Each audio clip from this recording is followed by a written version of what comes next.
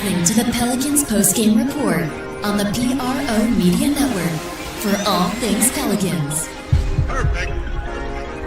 Fly Pelican, fly Pelican, fly Pelican. And I tell them that birds of a feather flock together. Fly down, I'm a Pelican forever. Pelican forever. Ain't gon' lie, I feel flyer than I ever been. We stay ballin', this New Orleans, I'm a Pelican. It's going down in the nest, wild, wild west. Come in town and you best, show us some respect. 3-point threat, I better make it rain. If it's something, don't jump stupid like your ankle sprain. Always said, never hate the player, hate the game. Jumping where the dang late, punch a train. Post game, Big Q, talking about business. Bird gang, YouTube, they ain't flocking with us. Lock up the division mission, get into the finals. Finish competition, then it's going win the title. I know this flyer than you can get. Such a threat that the refs just might call a tag. You could double, you could press, but you can't check. Right, left, slide by you like a Eurostag. Fly Pelican, fly Pelican, fly Pelican. And I tell them that birds of a feather flock together. Fly down, I'm a Pelican forever. Pelican forever. And never, and never, and never, and never, and never, and never say birds of a feather flock together. Yeah, fly down, I'm a Pelican forever. Pelican forever. All right, for all things Pelicans, shout out to you guys. Appreciate y'all for being in this episode of PPR. Y'all do us a service, hit the like button, hit the subscribe button, and by all means, feel free to share the show on your social media feed. We are up in this thing. The Pelicans, man. The Pelicans go down. They fall at home versus the Spurs, 120-116 in OT. And it's not a good look. Several things went wrong. A few things went right in the game that are encouraging. Our young guys really showed some spunk, I guess you can call it, off the bench to try to keep it competitive. But boy, oh boy, a lot to talk about in this episode of PPR. So y'all do us a service. Hit that like button, man. We're going to have these interviews crunk up from, I know y'all don't hear from Willie Green, but nonetheless,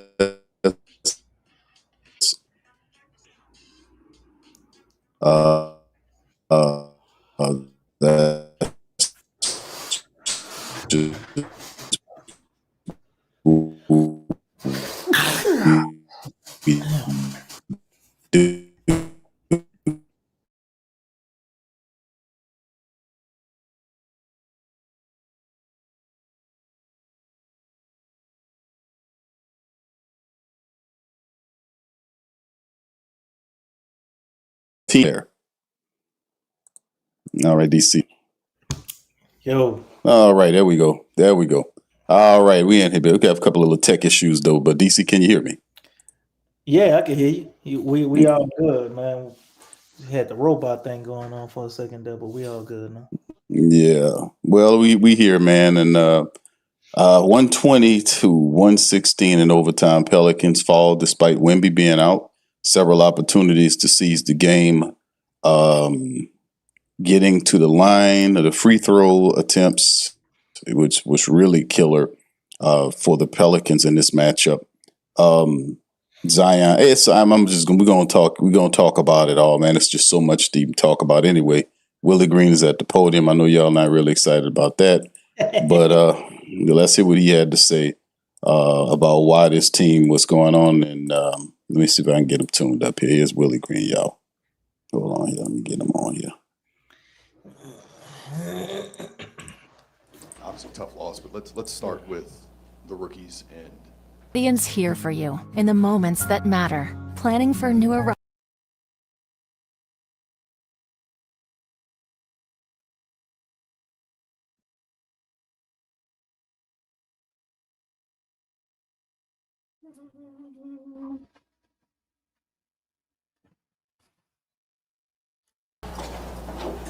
All right, fam. Shout out to y'all, man. We're dealing with. Why nobody asked Willie about the wide open 3-pointer when we had like 12 seconds left in the game or something like that? When Castle hit that 3-point, why nobody asked about that play? They up there talking about rookies and all that. We lost. I Ask think about the play that cost us the game, man. I That's what this I want to hear is what he had to say about that. it's you know why, man. This the Pelicans are a clown show, man. They deprive these reporters of asking the difficult questions because they don't want the negative press. So they try to handle them with kid gloves. They scare a lot of these reporters with tougher questions, and then they deny them having their press badges to get in there if they don't like their tough questions or if they question the narrative of the team and what they're doing. So it's a clown show, man. Outside of that, man, it's a lot of questions that we can ask and answer here. We already know a lot of these answers and questions. What's up, fam? Thank y'all for being in the stream. Much love to everybody, man. Big ups to y'all, man. A round of applause to y'all for watching this stuff, man, because, we were sitting up here watching the game and just watching all of the ways the game moved away. I mean, you can pick a play. The Zion missed free throw at the foul line in clutch minutes that could have sealed the game. The play where Trey backs off and allow Castle, I think it was Castle, to shoot that 3-pointer. Why would you back off there? It was a series of things down the clutch, bad defenses, turnovers, not communicating. And shout out to AD and Joel was talking about the zone, but what beat the zone is communication. You gotta be able to communicate, and they know the Pelicans don't communicate well on the floor. These guys were overcommitting on players. They early on in the game, guys was getting to the cup easily. I mean, so it's just Wemby fouls out, and the Spurs still win the game. And when he fouled out, I didn't want to have the thought of being negative. They got better when he fouled. Yeah, because Vassell started. He started cooking because he was cooking on the slick all night. They left Vassell open like 5 times. He had like 5 wide open threes. I know, bro. It's ridiculous. And Champagne, he can shoot. That's all. And then Champagne hit from the corner, the left corner, wide open splashes of 3. So it's just, we can ask the questions here. We're not going to get the answers from Willie Green. Willie Green, we know he doesn't have any answers. Y'all know that. That's why this team looks unprepared. That's why they're not communicating on defense. That's why the ball movement through the game started to stick when they got stale. It was just a lot of stuff where they just don't consistently do anything correctly. They don't consistently do anything well enough to win right now, right? I mean, they really don't. Like, I'm sitting here frustrated. I'm like, okay, stretches and then they'll dial back. Stretches, then they'll dial back. So, I mean, it's just, they're radically inconsistent. It's just so frustrating, man, watching this team play, man. This brand of basketball. And like I said, the loss to the Spurs, in my mind, was kind of really elevated because I seen the highlights on what Miami did to the Grizzlies. They destroyed the freaking Grizzlies tonight. Yeah, they sure did. Golly, they beat them by 50? It was what happens when you have a coach.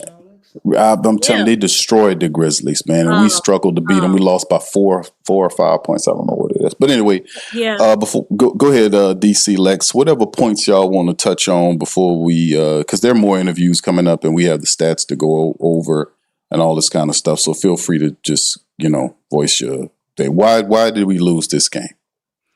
I mean, coaching matters. Come down to coaching with this team. The Pelicans, I thought in the first half, they played solid. The rebounds were killing them, those second chance points in the first half. And then, they came out of halftime. And as it always does, the other team goes on a run. But they did kind of, sustain it. The rookies, they did. They played awesome tonight, man. Very under control, very smart. Decisive basketball plays from rookies like that. That is really encouraging, and that's what kind of helped us that third quarter. You even had Jordan Hawkins playing solid that quarter, and we kind of sustained in the third quarter and didn't completely just lose it like we do sometimes. And as you can see, they went to the fourth quarter, and it's a back and forth game where execution down the stretch, smart basketball plays. And that ain't the Pelican strong suit. Like if it comes to the situation. I know this is basketball, but when you make it like a game of inches or a game of errors, or a team that makes the most mistakes is going to lose, that's never going to go in our favor because we're always going to do dumb shit. Like it's just every time the Pels are going into the fourth quarter, if they don't have the lead, we pretty much lost the game. This is like 0-32 or something under Willie Green. Like we never win if we don't have the lead going into the fourth quarter. We never win a game. Or even if it's tied. They just can't do it because they will get no help from the coach to kind of cover up some of the mistakes and errors of the players or the lack of execution of the plan. But do we really have a plan? I mean, I did see some motion. They had guys running actions instead of them just going straight ISO all the time. So that's cool. But at the end of the game, you got Zion doing what he did. And that was very encouraging for him to hit a big shot, with seconds left, 30-something seconds left, I think it was, and take that midi and hit that. Man, I'm like, man, we might be looking at something. And right then, they turn around. And the one thing you cannot give up is a three-pointer. And they just let Stephon Castle get a wide open three-pointer. Like, are they not? But they probably weren't told that after the timeout. That's probably the problem, right? Willie Green didn't like, hey, whatever you guys do not give up an open three. You could foul them. You could let them get a layup if shit don't go right, but you can't give up an open three. And what they do? Give up a wide open three. For whatever reason, DC, why? There was no reason for him to allow that to go. I don't get that. Stupidity. It's not an intelligent play on Trey's part at all. But I know, guys are tired. Not giving him an excuse. That was a dumb play on his part. Guys are tired. The blood is all in your body. You ain't got as much in your brain. When you fatigue like that, you might not be thinking your best. Your coach, is supposed to be your eyes and drive points home and give you reminders. Even though it's a simple thing you should know from playing this game. Your coach is supposed to, that's the one thing they should not make a mistake on.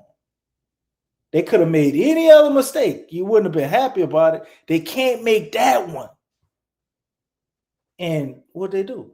They make that mistake. And then, in my opinion, that cost them the game. They go into overtime. You get Wemby fouled out, and you don't capitalize off of that. I mean, they find ways to lose. That's what they do.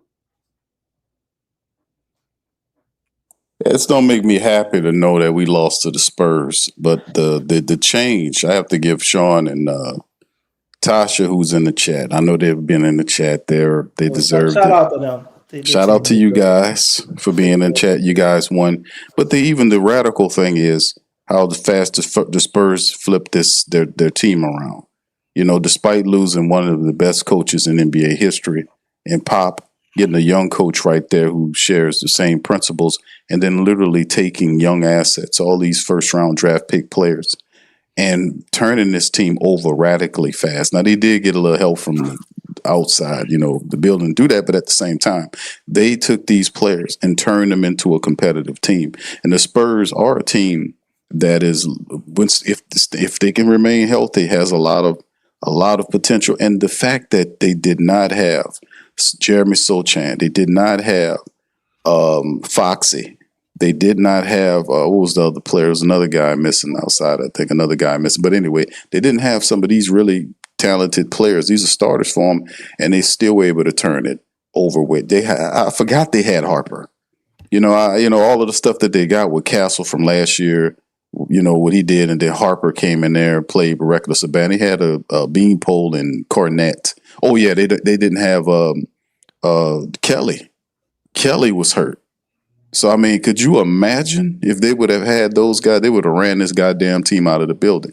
It just comes down to me like it's just execution, having our team prepared to play, and we just aren't. We just this coach here, and unfortunately for we have to be able to sit here and stomach this brand of basketball from the Pelicans because of this head coach. We know the guy's the problem. We have to sit here and stomach and allow him to win games so we can so a reason could be created to get rid of this coach. I mean, this is horrific. These guys are, it just in game, it's just ridiculous, man. There's so many things, man. So many things. But Lex, please feel free to chime in. And what are your thoughts here? We know Willie Green is dumb. We know I don't want to be disrespectful to the man, but I just go, bro. No, just go, I mean, just go. He don't know what he doing, bro. And I'm really just tired of Willie Green's bull. You know, I'm sick of his intelligent style of basketball. The same rhetoric after these press conferences, having no insight. The team dumb and inconsistent, stuck in the mud. Play overcommitting, the bad communication on defense early on, not hitting and taking the game in the clutch moments. We had several opportunities to take the game. We hit the goddamn free throw. There is no overtime. We cover the goddamn 3-point man. There is no overtime. It's just all of this stuff. Wemby fouls out and you still lose to this team. This is a joke. This is pathetic. But unfortunate for the nation, we have to sit here and let losses build up for this guy to be fired. Do y'all understand that? We've been saying that for a while. But Big Q, Go ahead, that's Lex. Floor already shows. been I'm done. sorry. That's already been done though. Like, you know, they didn't see all the losses that piled up on last season. And we thought the same thing. No, that's not going to happen this year, Lex, because they need to. You know what? I don't want it to happen at all. It didn't have to. It's like, you know, we already saw the vision. We already saw in the future. That's why I was like, man, you need to fire this dude in January. You know what I'm saying? You need to go on and get rid of him so you can start preparing for next season. Lex, let me ask you this. I'm gonna let you cook. Let me Lex, let me ask you this. Why did Willie Green? Why you know, he probably wouldn't have crossed the road. He probably would have got hit by something. But the thing is, you and I would have been in that damn truck when he tried to get over that road. So let me ask y'all this, man. Why did Willie Green allow a run of, what was it, 14 points before he called a timeout? What was it? Was it 10 or 14 points before he called it? Why would he do that? Why wouldn't he not stop that from happening? Why would he not make that call? Willie Green is an informant. What? He's an informant. Yes, for the other teams. For all 29 teams. He's an informant. I said that on the other night. Like, dude, that dude does not like the Pelicans.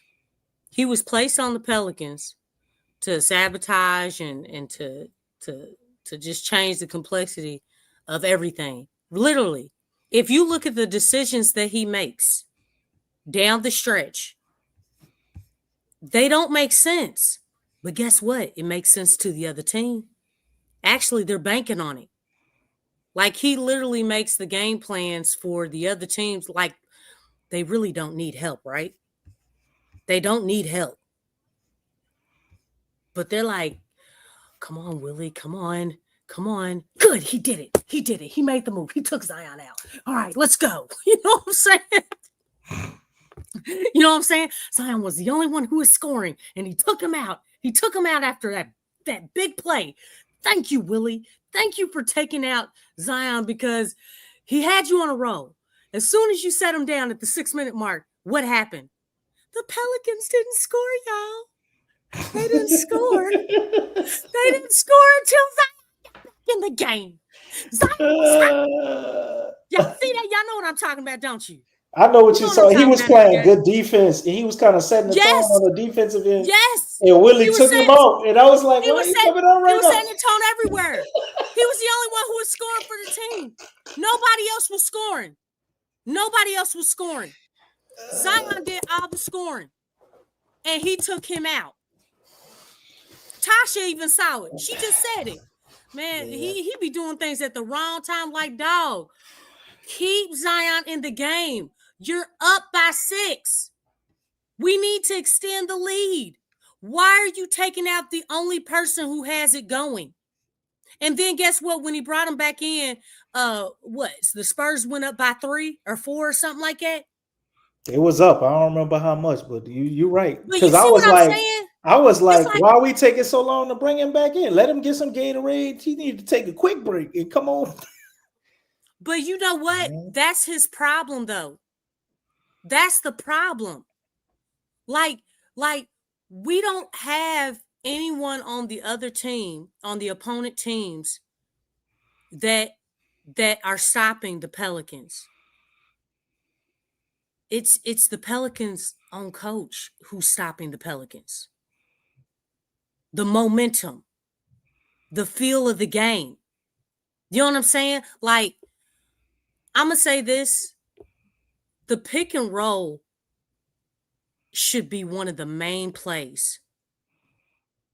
The main plays. Those stupid handoffs are not it. The pick and roll with Zion getting downhill, getting a good screen, that should be one of the main plays. Did you all see the pick and roll a few times? Mm-hmm. Him and Did you y'all talking see about with him and Trey in that action, that pick and roll action? Trey, it was Zion and Poole. Mm-hmm. Poole bounced it to him, got Zion downhill, down the middle, north and south. And what happened? What happened?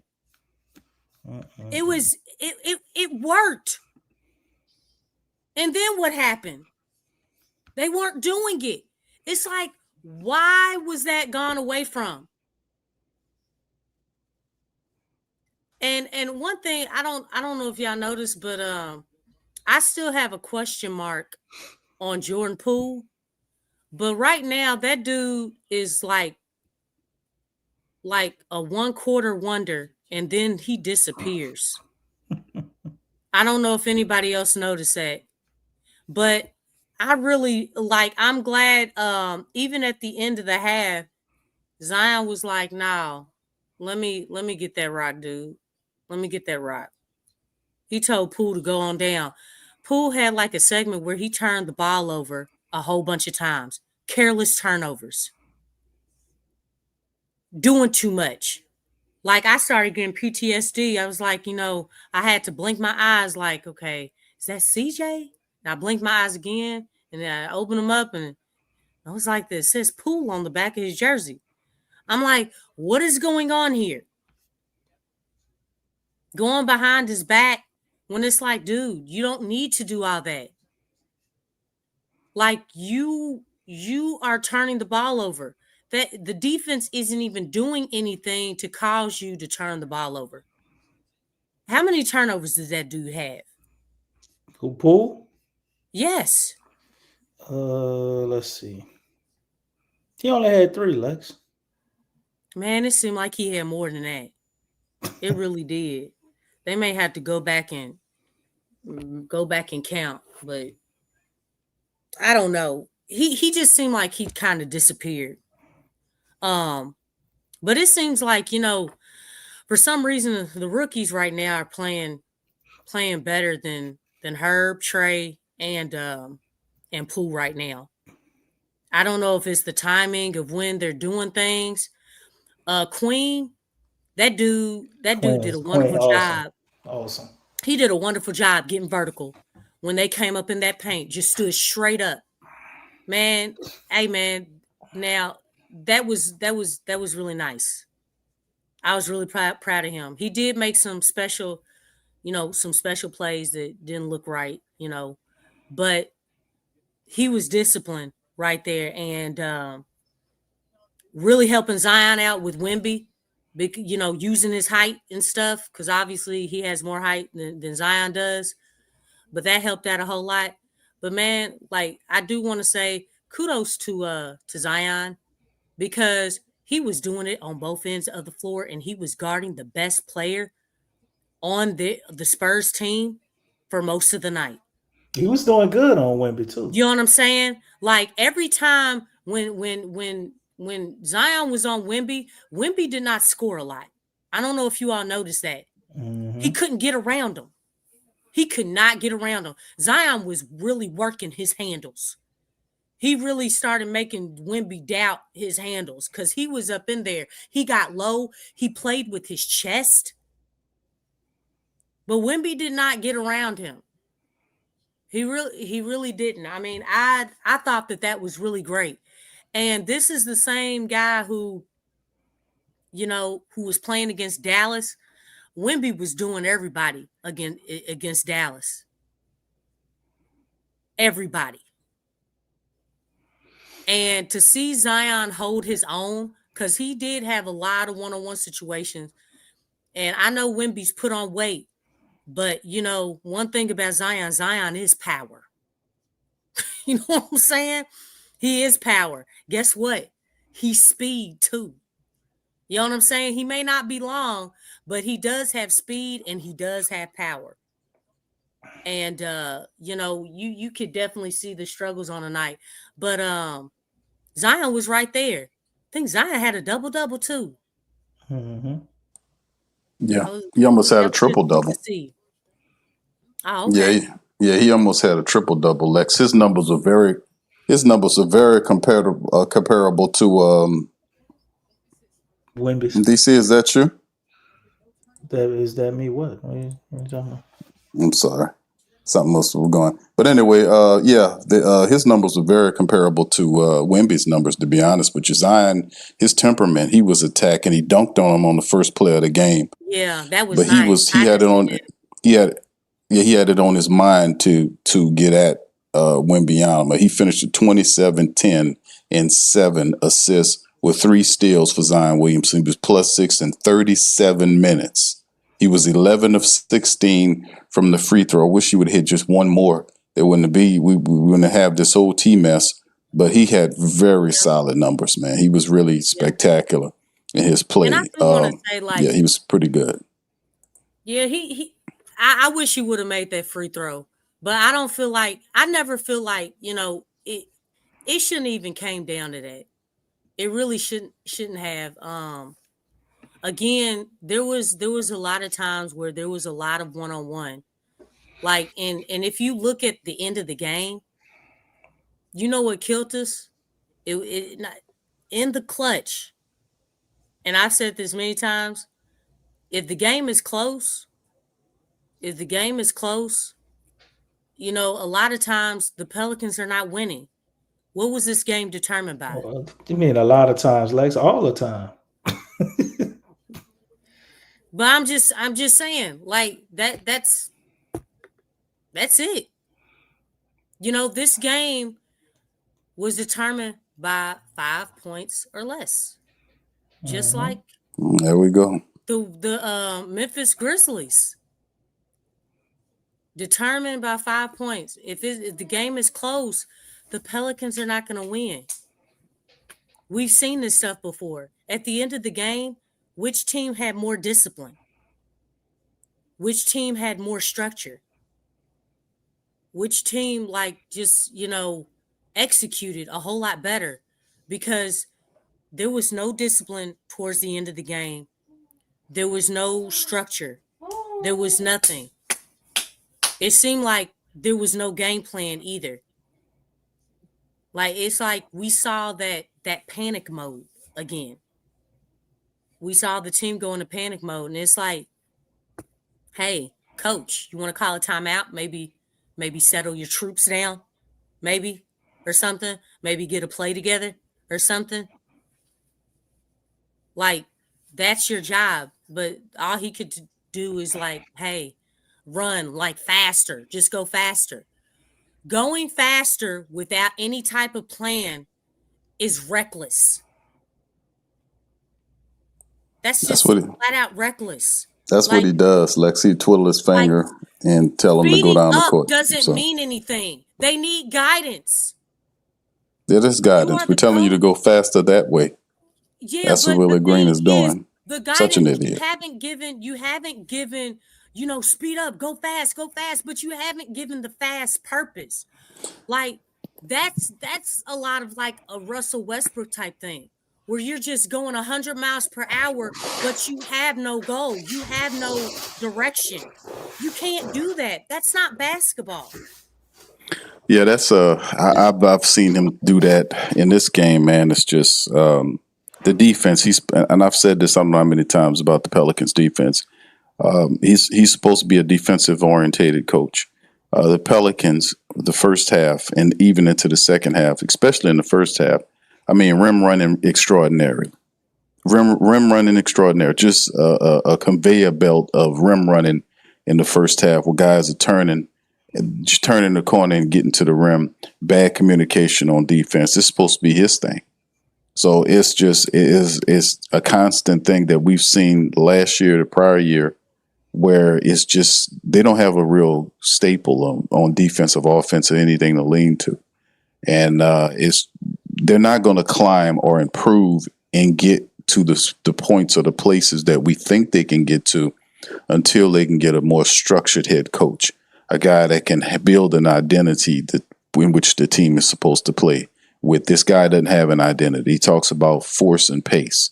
That's not an identity. 43-point attempts a game. That's not an identity because it's actually pretty irresponsible to take 40 shots because he'll justify bad shots for you to get him there.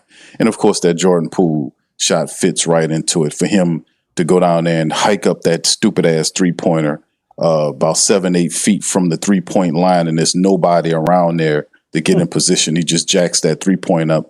Right, that was totally stupid. And there was other plays when the Pelicans were taking outside shots as opposed to attacking the rim when Wemby was out. That's a big point of contention with me is when Wembanyama sat down, the Pelicans had to deal with the likes of freaking Luke Cornett, and they could not take full advantage of it. Consistently when Wemby sat down, that's when you really attacked them. Letting Luke Cornett get him issues, man, all night. Right. All World Trucker, shout out to you, bro. Thank you. He says, if you think about it, Monty Williams was the last good coach we had fired because the GM did not like him. Thank you, All World Trucker. Shout out to you, bro. Appreciate you.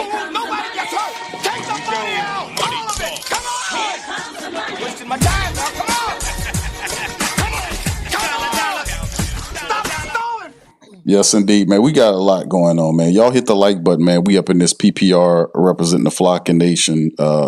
Hit the like button for us, fam. If you're listening via X, give us a retweet, please. Yes, DC. Go ahead, bro. My man who said get the money out. That's what Willie Green doing to Miss Benson, bro. Yes. Basically. What's up, Black Preacher Man? Getting robbed right now because it's like to the point where I don't even feel like we have a coach. Rob nothing, bro. She giving up the bag, bro. Man, I don't even feel like we have a coach, man, because you said last show, was I wrong? Has it been 5 years? This is year 5 for Willie and not year 4, right? I want to say it's 5. Yeah. This is 5 years. How can a coach on the NBA level or caliber, man, how can we be 5 years into this and we're still talking about the same problems? It's one thing to lose and, you got to figure stuff out. And when you figure things out and you're working on it, like Willie keeps saying, right? You don't keep losing the same way. You may still lose, but it'll be a different way. And it's like, okay, that's something to work on. How are you working on? You're losing the same way you've always lost. What are you working on? I don't get it, man. It's to the point where I'm dumbfounded, and I don't dread doing the shows. Obviously, I like coming here being with y'all, but it's like after halftime, and you see how a team come out in the third quarter, and when the third quarter end, and we don't have a 5 to 10 point lead, bro. You already know what's gonna happen. You're just looking at the screen to see how it's gonna happen, and they never let you down. Well, I mean, obviously preparation is the thing, man. It's many ways the Pelicans lost this game, but the Joe Dumars, like Queen said in the introductory press conference, he talked about making Joe Dumars look like a genius for selecting him. Well, I mean, and if you look at how these two young first rounders played for the Pelicans, they were all of the Pelicans' bench points, except for the 7.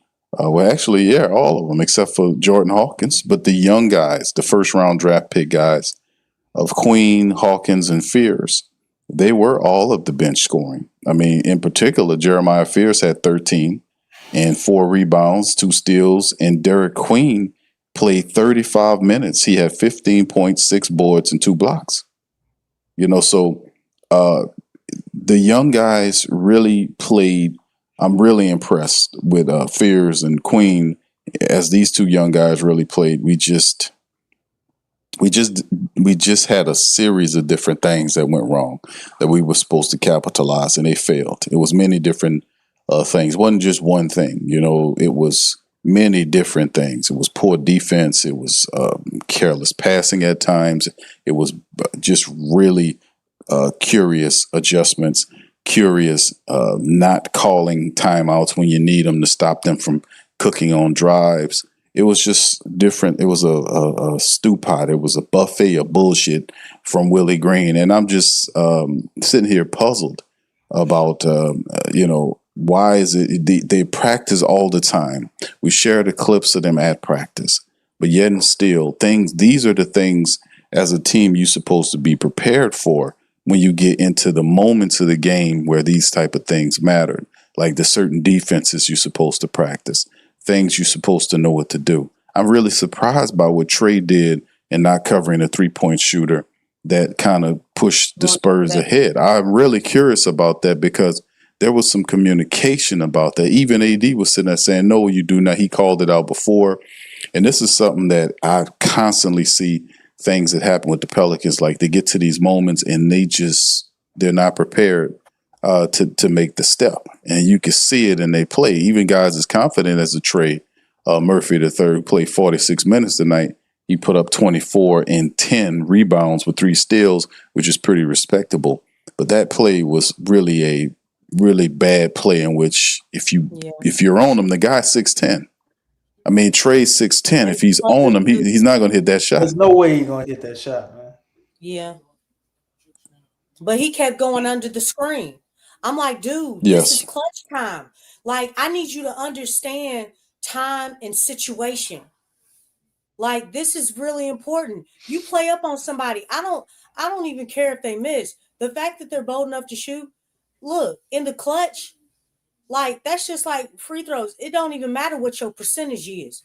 You knock them shots down, you a 50% of you got 50% at the free throw line, dog. That don't matter if you knock both free throws down.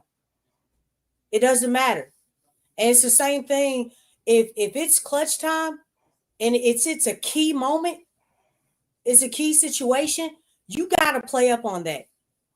And he kept going under the screen.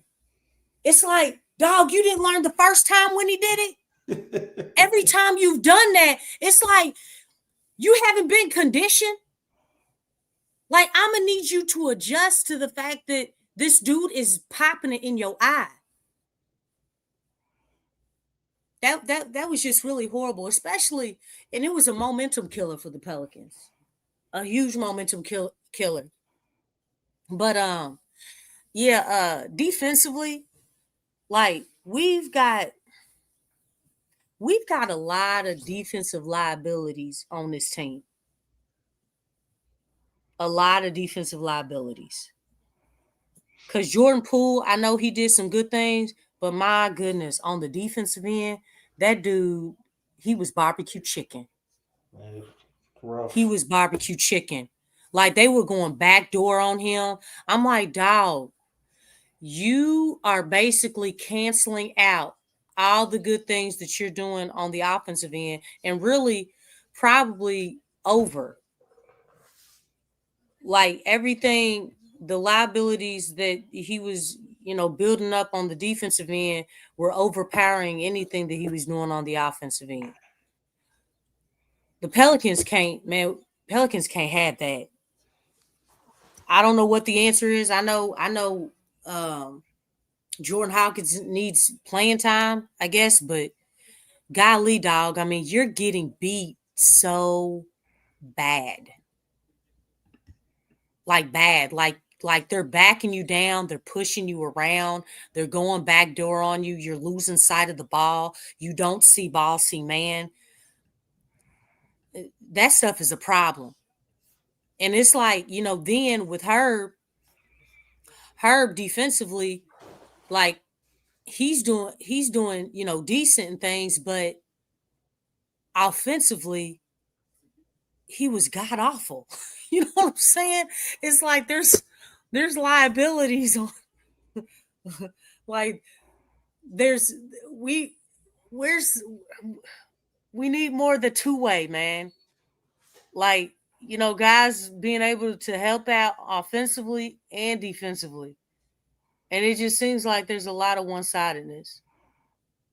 Obviously, even with Fears, he's a defensive liability. Jordan Poole is a defensive liability. Like, we really need some two-way. We got to have some more two-way. All right, Lex, thank you. I'm going to let you finish your point. Here's Trey. DC, you got it. All right, let me.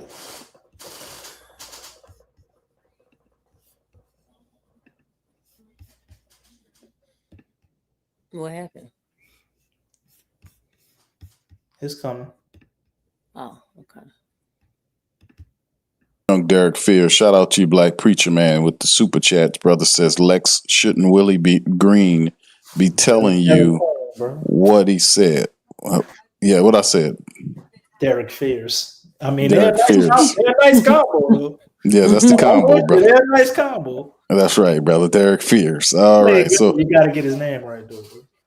Right, we got it right. Queen, Derek Queen. There you go, DC. Thanks. All right, and also Black Preacher Man says, what Willie is telling them at practice. What is he telling them at practice? Absolutely. Speed it up. Come on, guys. Come on. Forcing it. Play with poise. Can I answer that question? Yeah, let me run through them, and then you can kind of bounce back to him, Lex. And he says, this team take losing too laid back for me. Thank you, Black Preacher Man. Right, Dale. Take it out.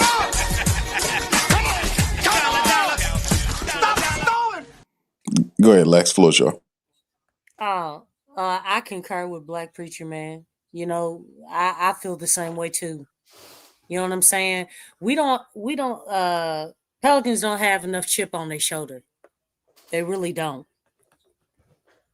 And that I think that right there is very glaring. And that's even including the staff, but have we gone over the stats yet, y'all? No. I mean, the stats look all right, though. All right, DC, switch the stat screen, bro. Herb, they look crazy. Let's see. Go to team stats for you. There you go. Doing a good job. I hope so. Let me see what's over here. Peacefulness. Yeah, a little slow on the trigger, but that's all right. We're going to be all right. Chipfulness, stallingfulness, cheerfulness, fightfulness. I just want to read what was in the chat. Stop stallingfulness. Righteousness. You better speak that, Mary Kay. I see you, girl. Toughfulness. You got poisefulness. Mm-hmm. Wow, man. Gotta love it. All right, let's look at something. Let me go over these stats right quick. Individually, man, in the game, not much to talk about here in terms of the stats. Don't look all that bad. It's just those moments, 42 of 97 by the fall of the Pelicans. Well, almost 60 with Wemby in there, and what they did, almost 60 rebounds by them. But really, DC, the thing that really hurt the Pelicans that we're not talking about was the second chance points.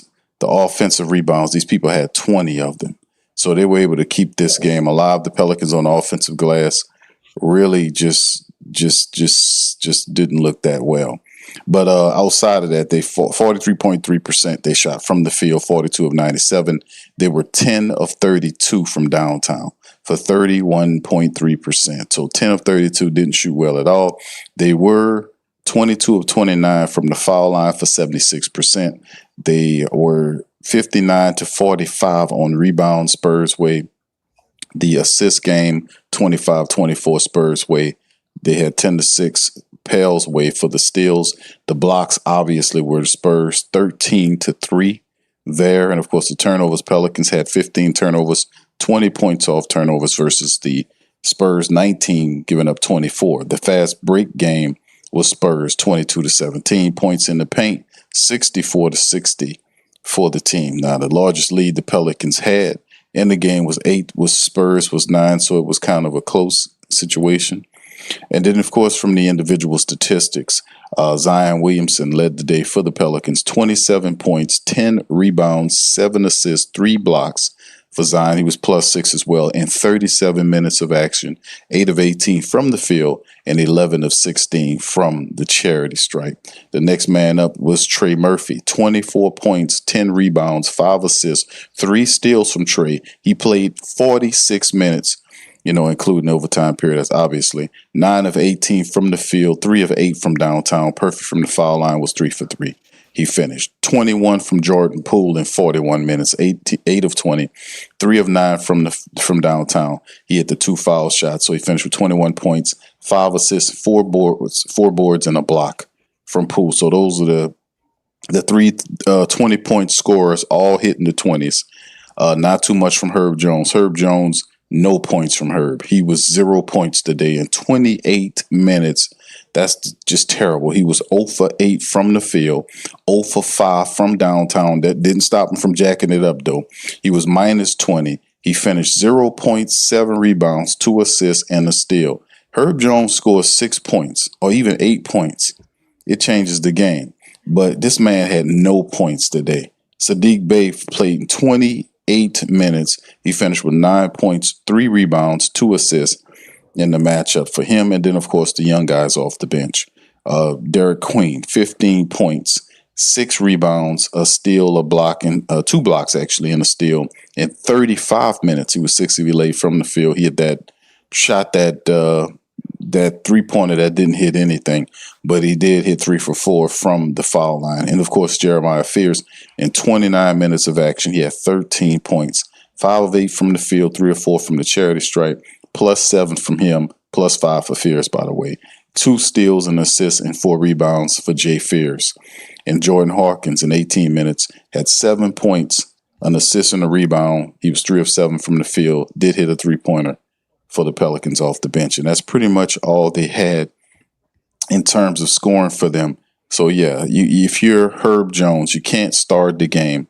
You can't play 28 minutes. You cannot not score a point. And you play 28 minutes. You take 8 shots from the field and 5 of them from downtown and don't get any points at all. So he was terrible insofar as his offensive game and should have been chastised in terms of jacking up those 3-point shots. Should have known better. But anyway, outside of that, man, that's what we got for the Pale stats. And, of course, the top dog was Wemby for their squad. He finished with 29 points, 11 rebounds for them, 9 blocks, almost a triple-double day for Wemby, but also almost a triple-double day for Zion. He was just 3 assists shy of a triple-double himself. So very commendable stats from both those stars. In the end, the Spurs get the victory. They improved to 2-0, 2-0, and both of their wins on the road. That's very positive. Tough to win on the road. The Pelicans are 0 for 2 and 0 for 1 at home as we get ready to face the Boston Celtics. That game coming up on the 27th. So that will be an interesting matchup because currently Boston is also 0 for 2 right now. It'll be a 0 for 2 affair in the Smoothie King Center coming up on Monday. So last thoughts on that game before we transition over to the Boston preview. Well, I like to mention something from the stats. Kind of jumped out at me, man. You talked about those second chance points. And the thing, for me, we already talked about the rebounds. We mentioned that. It's the blocks, man. This is the second game where we played a team and they got double-digit blocks on us. You know what I'm saying? We played Memphis. It was 12 blocks.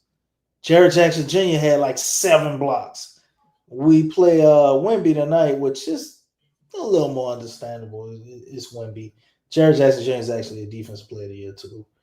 But 13 blocks, and man, it's, a lot of them, Zion getting blocked. Not that he had a bad game, but it just kind of baffles me that everything has to be so hard for him and for the Pels, man, going into the paint.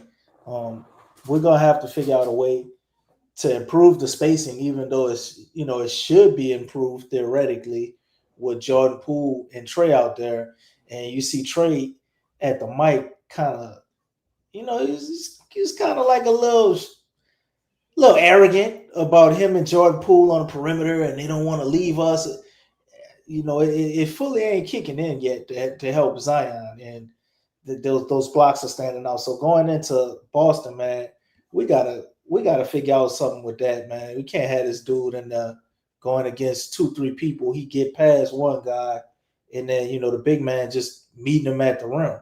So Zion gonna have to take a few more middies though. Like I like that little mid-range shot he got. He gonna have to trust that more and take more of them. But as far as the box score,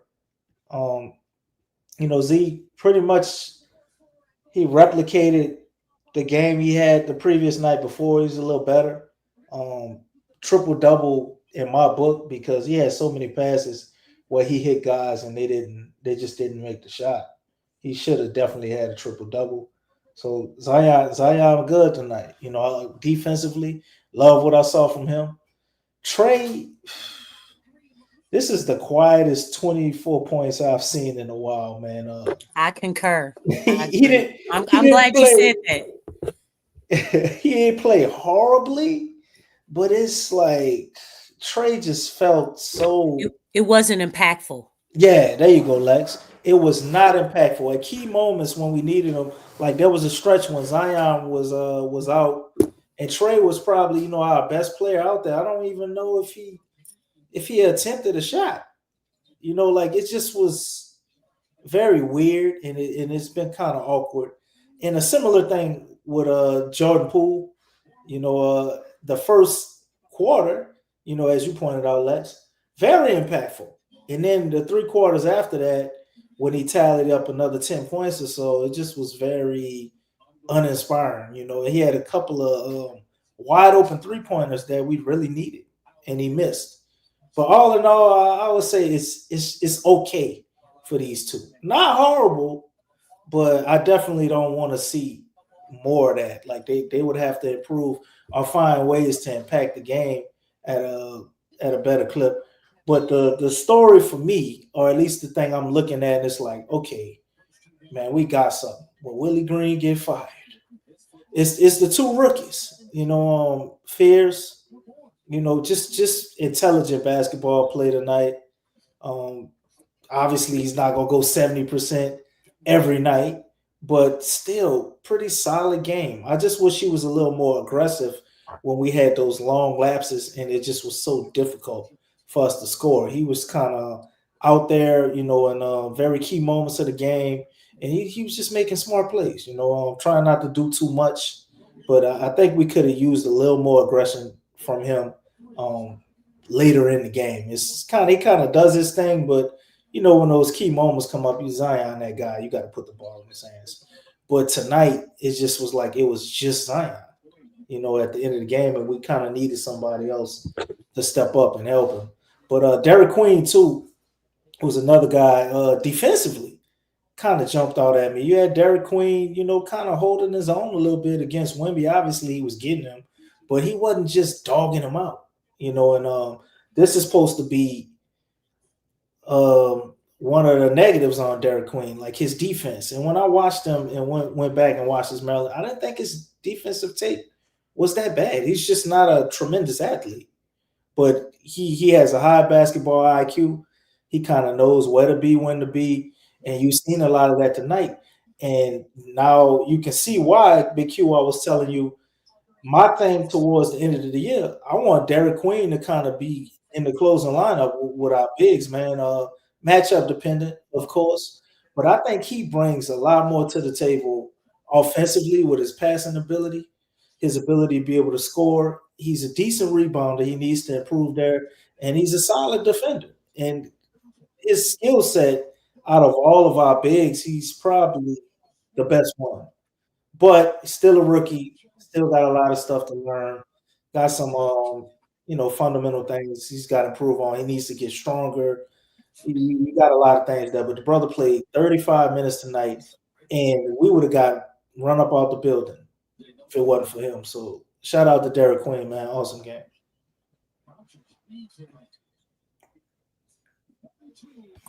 Yeah, go ahead, Lex. I'm sorry. Oh no, you good. Yeah, Derek Queen, he did very well tonight. But yeah, I think as of right now, one thing that I've noticed is that the Pelicans don't have a duo right now. I don't feel like they do. I think that's still like we still have to wait and see on who that guy is, because definitely everything's opened up for Trey Murphy. And obviously we're looking to him, but really I just don't feel like he really understands like what's going on just yet. But yeah, he's definitely gonna have to be like more impactful, especially by him. You know, if he's trying to step into like being that number 2 guy, it's got to be more impactful, man. Because why you say he don't understand though? I just want to ask you that. I mean, I just don't feel like he does. I mean, I feel like, you know, with Queen and Fears, I feel like they've come in the game with more of an edge, more of a purpose. Like they know their identity, they know who they are, they know what they're trying to do. With Trey, I feel like because I'm watching him, he has moments where he's extremely indecisive. For you to be in the league for a while, you know what I'm saying? Why are you indecisive? Why are you being hesitant? Like that's a major problem. He should not be doing that at this stage. Just like with the threes, the time and situation, you got to understand that. You've been in the league long enough to understand those types of situations. You know, that's you know, I expect rookies to make rookie mistakes. Right? We expect them to do some things because they're rookies. But for someone who's been in the league for a while, who's been in a lot of situations at the highest level, you should not be being hesitant and indecisive out there. You should know time and situation way better than, you know, the rookies who are coming in. They're raw. They're raw talent right now. And they're coming in and they're, you know, just being more impactful.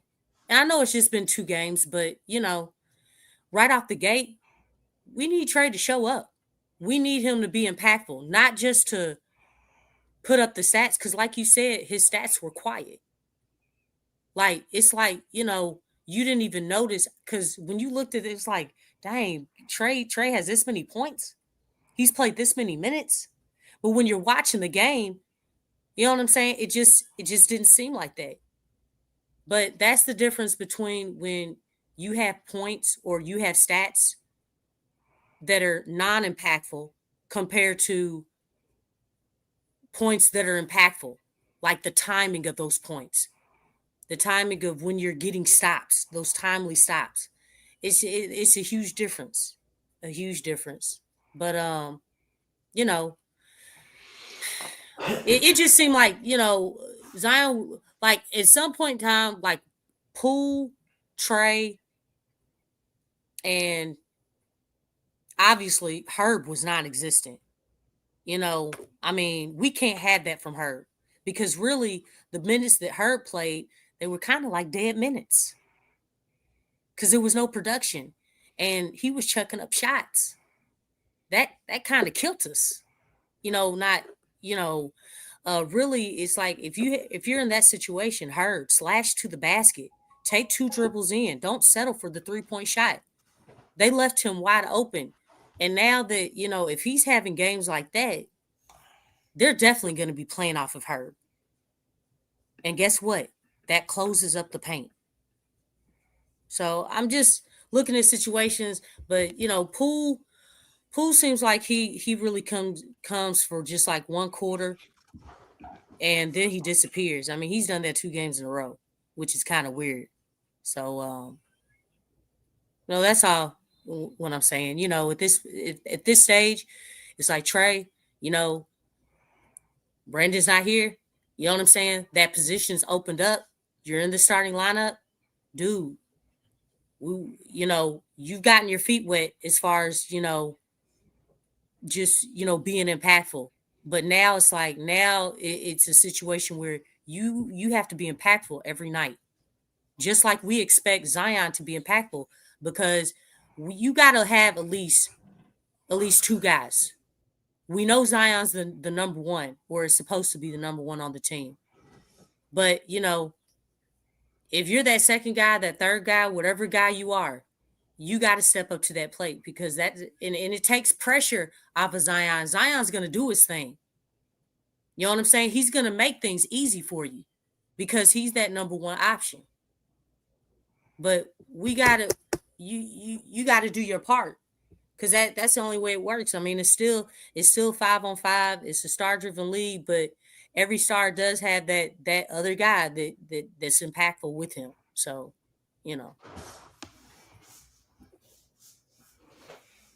Yeah, we got Boston up next Monday, so let's kind of preview that thing, man.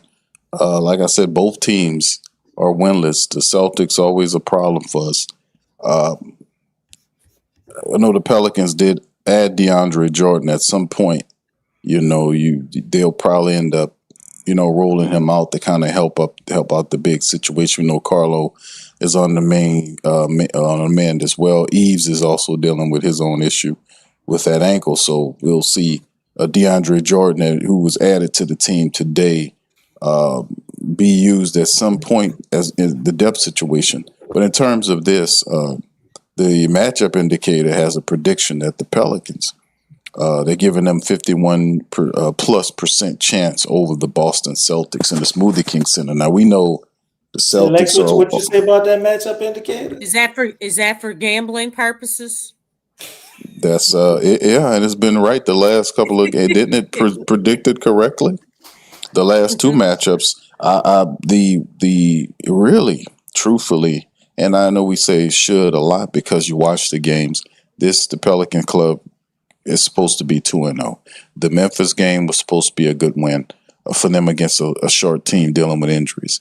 This win tonight, they let it get out of their hands. And, of course, you have a Boston Celtic team that will roll into. And like we said, the next 10 games are against teams like Boston. We know Tatum's not there, but Jaylen Brown is. We know we have Denver coming up next week, and a healthy Clipper club ran by Harden, and Kawhi is there as well. Bill is over there, and it's all this kind of stuff. So we have some real tough matchups coming up for the Pelicans in the next week worth of games. So, but anyway, the Boston game, what do you guys see happen in the Boston game? How do you see it unfolding? Can we actually get our first win of the season against the Celtics? In spite of what? In spite of Willie Green, Lex. Thank you, DC. You're welcome. It's just a good laugh. You know what I'm saying?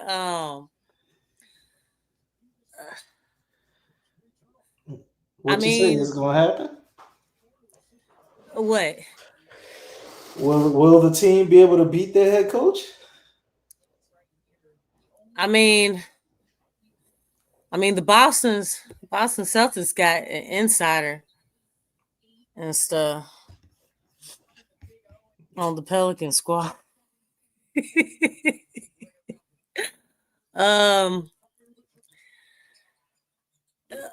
Pelicans gotta give more. They gotta give more. It's gotta be the Pelicans to kind of really just take over this type of game and figure this thing out. Unfortunately, it's like that, but they have to do that. Really, somebody said it in the chat. It looks like Zion is probably going to be the best, like as far as coach on the floor, because we did see some things where he was telling Poole to get out, that he'll handle the rock a few times.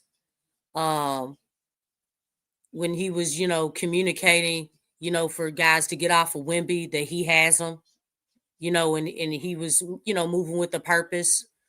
But yeah, they got to bring a lot of energy.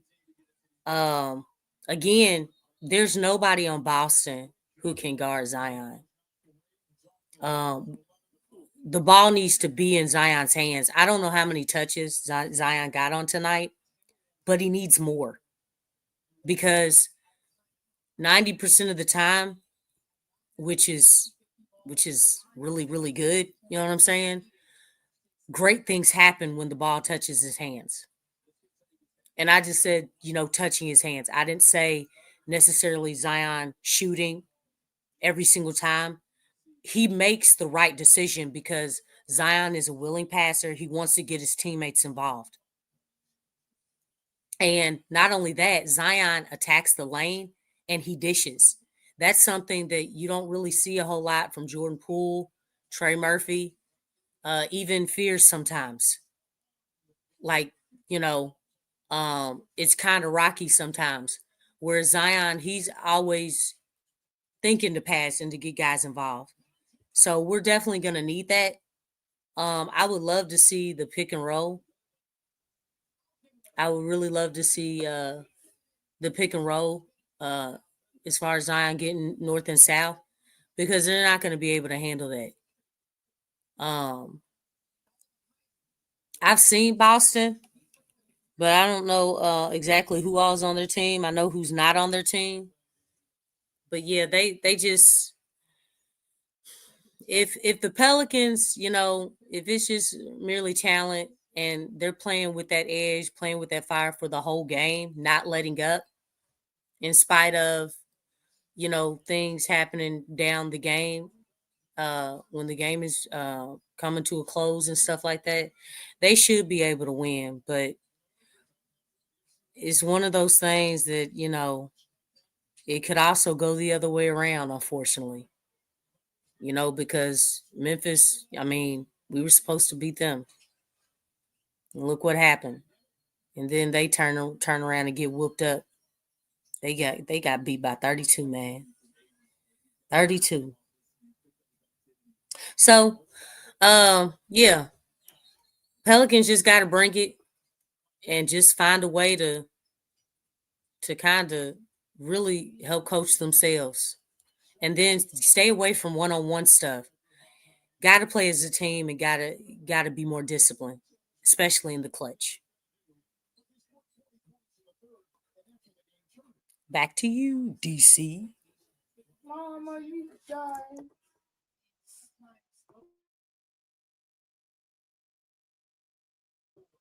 DC, Big Q. Y'all there? Oh, I'm sorry. I'm talking. I'm muted. But I think they can actually get one over on Boston. I think the Pels can probably get this for one reason. Boston losing Al Horford, you know what I'm saying? Luka Gaza is hurt. I don't know this other center they have. Quintel, is he any good? I'm looking right here. I can see he averages about 8 rebounds. You know what I'm saying? No blocks. He only played one game, so Anthony Simons is a potential problem. We all know about Jaylen Brown and Derek White, But one thing that Boston doesn't have, they're not a very, big team.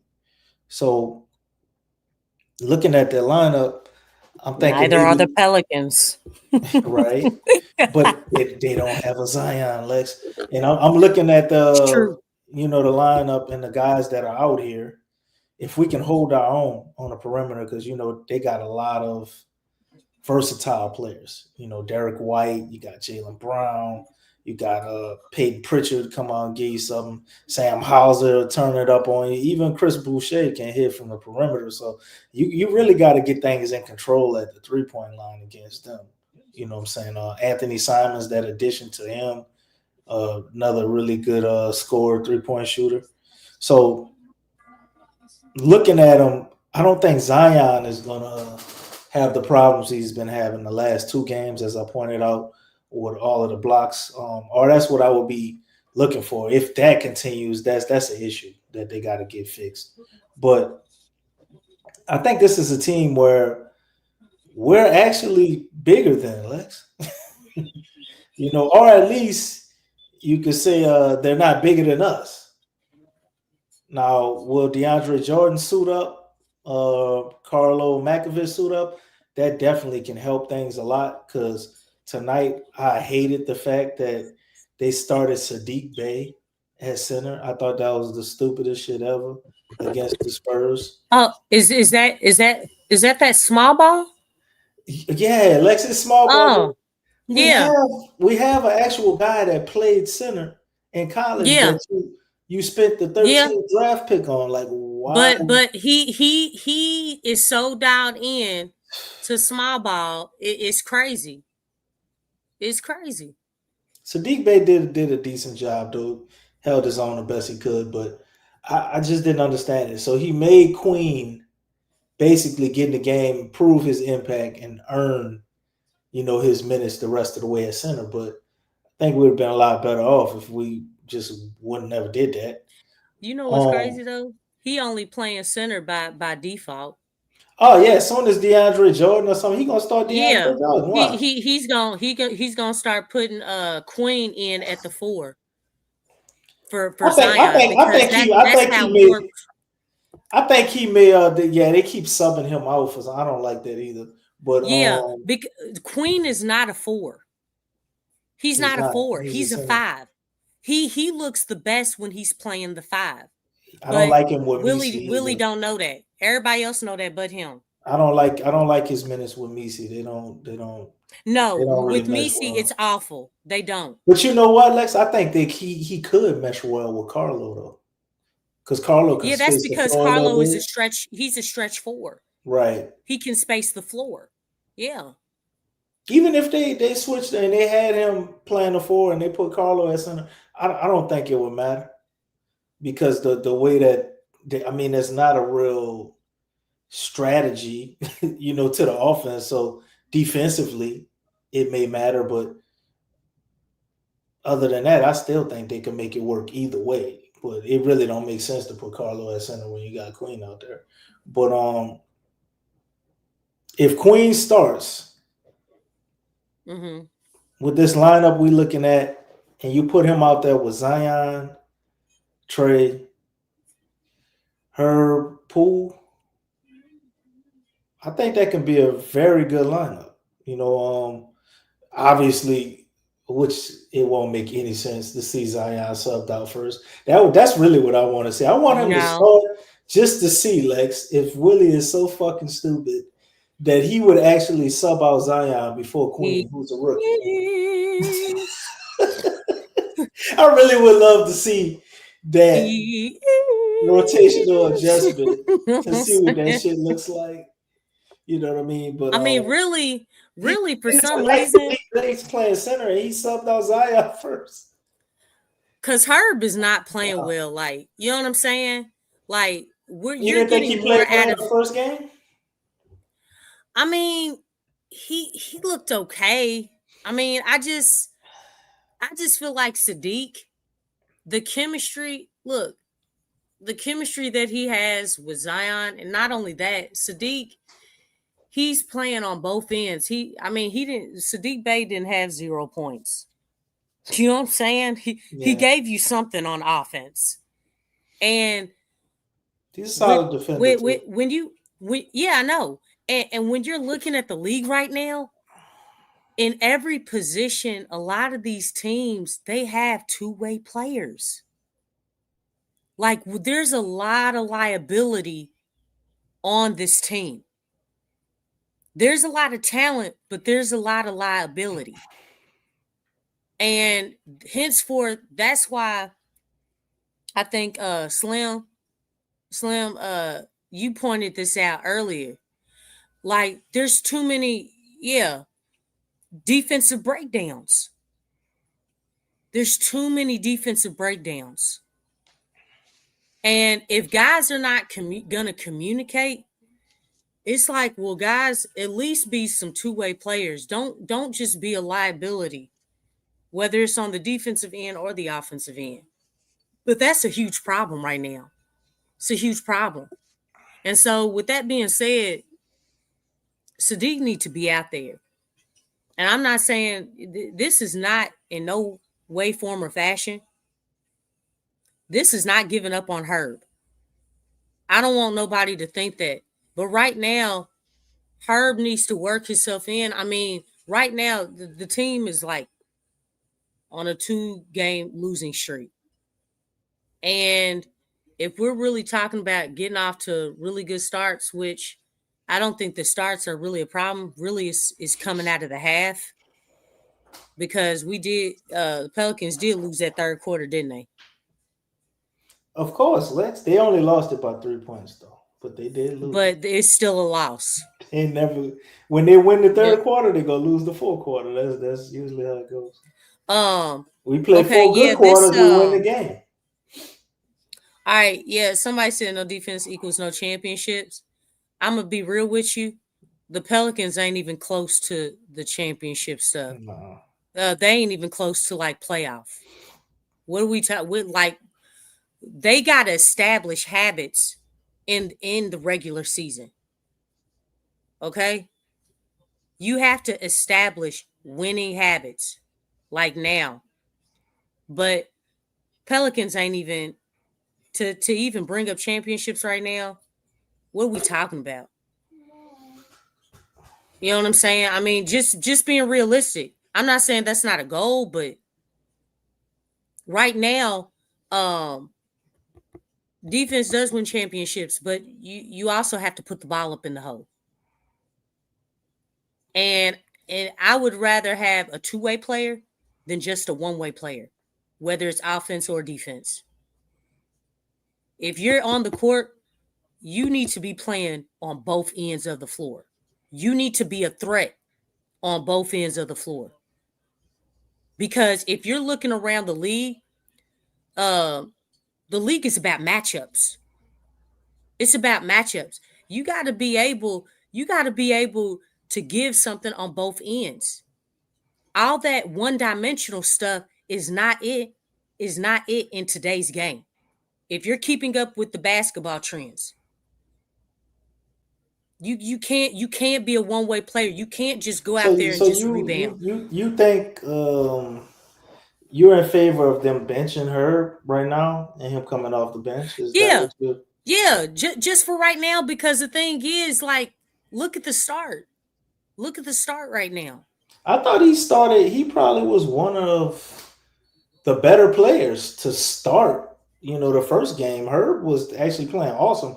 His mistakes a lot of them came later in the game, but he started like amazing. I think he's a guy. This is my take on it. I'm all in favor of you starting Herb, unless you playing maybe playing a team you need more offensive firepower for some reason. You may have some matchups you want to go with Sadiq, but I'm all in favor of starting him. And if he's not playing well, you just slot Sadiq in at those minutes. It's very simple. Because their games are compatible in a way where he can give you some of the things that Herb can give you defensively, but he's better offensively, right? And vice versa with Herb. So I don't think he should be benched.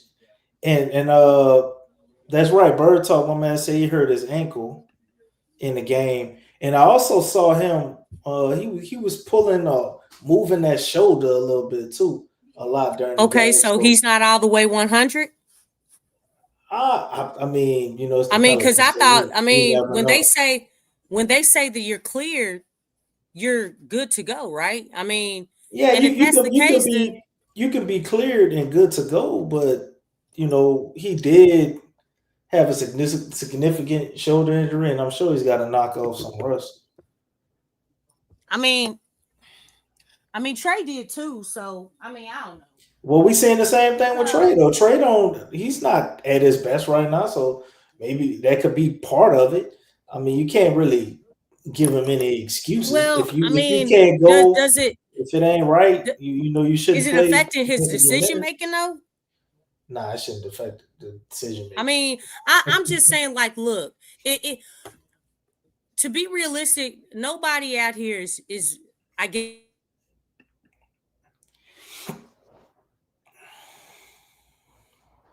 You still with me, Lex? Yes, you know, there's going to be ailments, but it is the beginning of the season. They were cleared, like they've been cleared for a while.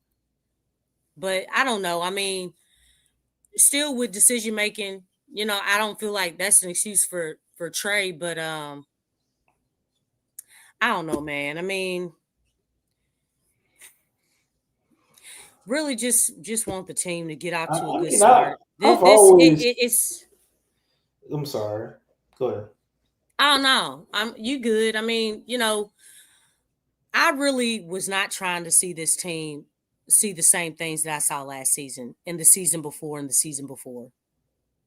You know, I'm just not trying to see that. I think everybody's really ready to get over that hump. And it's like you're not seeing that. Whether it be what the players are doing out there, obviously we talk about the coaching all the time. But it's just frustrating, you know, because it seems like the Pelicans are really stuck in just mediocrity or below mediocrity. It's like they can't get over that hump. And it's crazy because, you know, looking at OKC, like OKC, you know, kind of started their rebuild like after the Pelicans, and look where they are. With the T-Wolves started their rebuild like around the same time the Pelicans did. Look what they are. When you look at the Spurs, they started their rebuild at the same time as the Pelicans, and look at where they are. You know, it's like you see steady growth and a steady incline with those teams. But we have not seen that with the Pelicans. And it's just, it's frustrating that, you know, it's like, it's just stagnant. It's just too stagnant. It's like, there's no, you know, the up and down, the heartbeat thing that goes up and down to show your heartbeat. It's like just staying there. There's no upward. There's no trending upwards. So I don't know, man. I mean, between the, you know, just these guys playing with the edge, you know, the coaching, the game plan, some of the tendencies, the rebounding woes that are still there, the defensive woes that are still there, you know, just basic high IQ basketball plays. You know, it just seems like, you know, that's still a struggle. And let me tell you something. There's a lot of teams that have restructured their roster. They've moved pieces, they gained pieces. And it seems like because they understand, they have high IQ, they have great coaching, they have better discipline, they play better team ball. You know, so I mean, maybe the answer is just simply just coaching, like we've been talking about, but you know, just trying to find, you know, aside from the coaching, because obviously this dude is still here. What else can the Pelicans do? You know, what's going to be the best situation for the team? Like, who has it going? I guess, you know what I'm saying. Who has it going? I think we should consider if Poole continues to play the way he does and Jeremiah Fears continues to play the way he does, I think at some point during the season, man, we may consider starting him. If it's still the same, but I agree with my man Bird Talk. You know, they do need more time. They look better than last year. It still is early, but far as the Celtics game, what they can do differently, based on what I've seen tonight, like it's really defensively was horrible. You know, just too many easy buckets. You know, they I seen you know, some improvements with ISO ball. They tried to improve on that a little bit. I mean, it still kind of turned into that, but you know, it was Zion mostly. So it was like, okay, ball's in our best players' hands, whatever. You know, create some better actions off of that. Like you said, the pick and roll action with Trey, Poole, and Zion, they need to continue that. Like, don't let teams off the hook. You got Jordan Poole, who's a guy who's a movement shooter. I think we need to do a lot more movement with him and get him some open threes and kind of limit him taking these weird, you know, offbeat three-pointers. That I'm okay with him, you know, at sometimes, and I think he should have the green light to be able to do that because he can hit those shots. But at certain times during the game, you need structure, and it's not the time to take those type of shots. And I think that would happen with just more of a balance of when they have things going that work, exploiting that like everybody else does. People find things that work and they just keep hitting us over the head with it. And half the time we don't never figure out how to stop it. But why is that so difficult for us to have some of those moments? The only thing we have that we can exploit that I've seen so far, but it's like it's not sustainable, is we can get out in transition and we can be a scary team in transition, right? And unless you're gonna get a bunch of turnovers, you know, that ain't gonna really work. And I mean, even if you do get a bunch of turnovers, it's still not gonna work the whole game. Like you're gonna wind up in the half court, you're gonna wind up having to slow it down a little bit. And that's just where we lack, and that's always where we lack.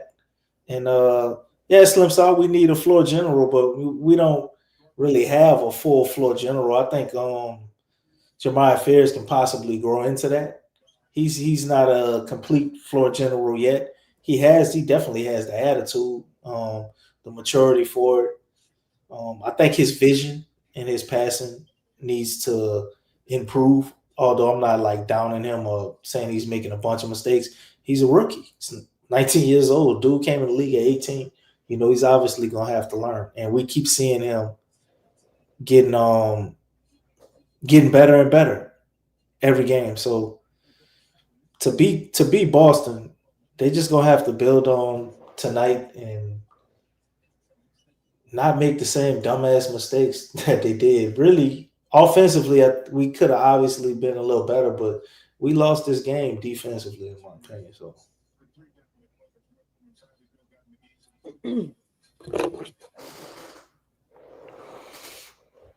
get that, Lex? Oh yeah, I'm here. Oh yeah. Big Sean just made a statement. Yeah, I wasn't sure. That's why I said around the same time. But yeah, yeah, I can see that. Cause yeah, Wemby came after, so yeah, I mean it makes sense. Yeah, we did, Big Sean.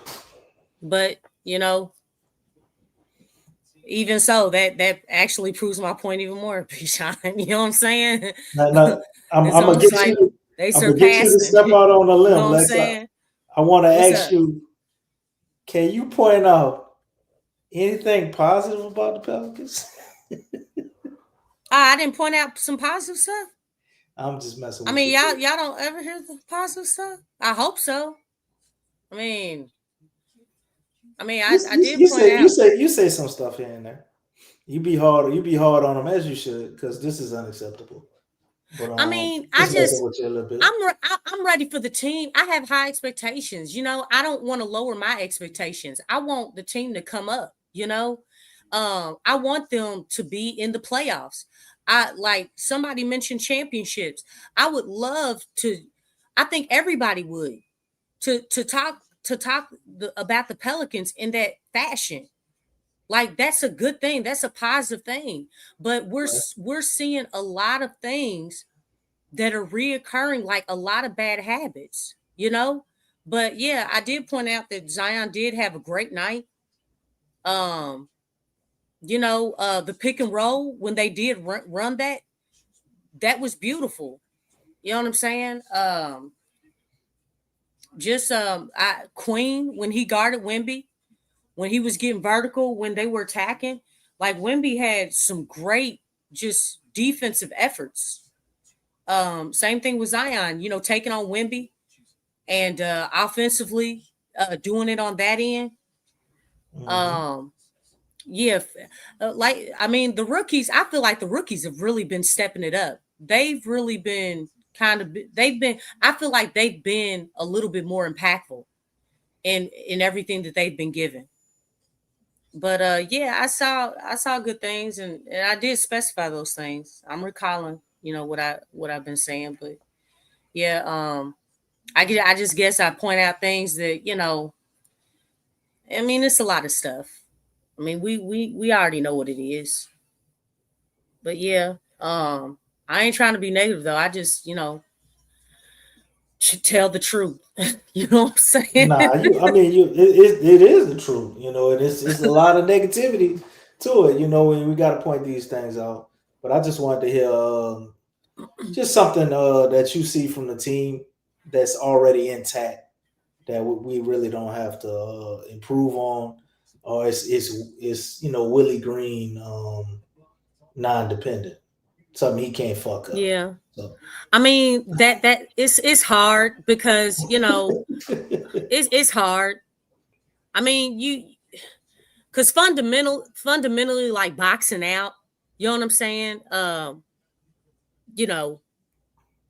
Some of the guys didn't box out, and it's like, guys, you got to do a better job of boxing out so you can get the rebound, especially when you're dealing with a team that is taller than you, or you're a Wemby-led team. You got to box out. Even when Herb boxed out, and he had a great box out, they did not call that over the back.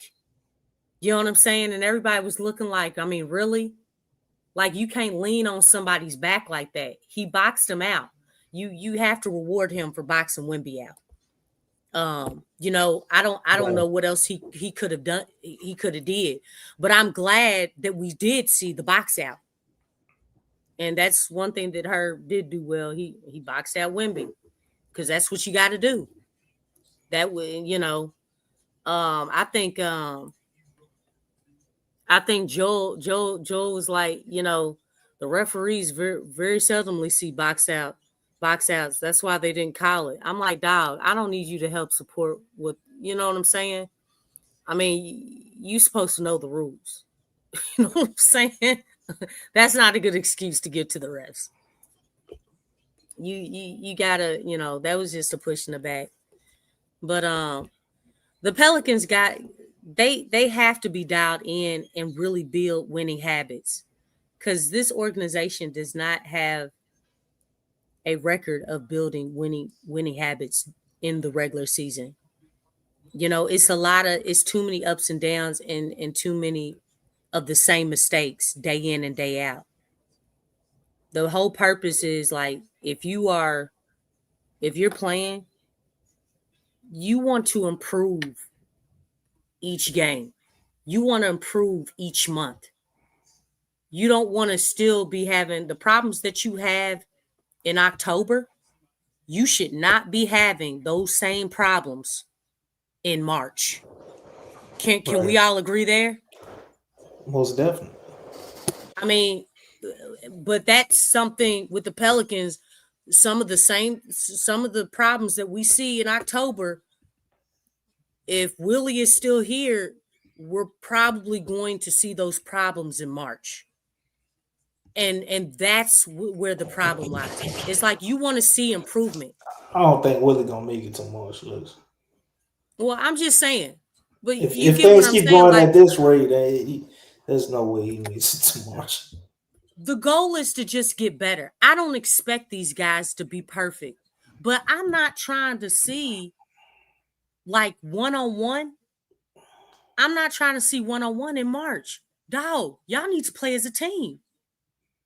Because there's other teams that are disciplined right now in October.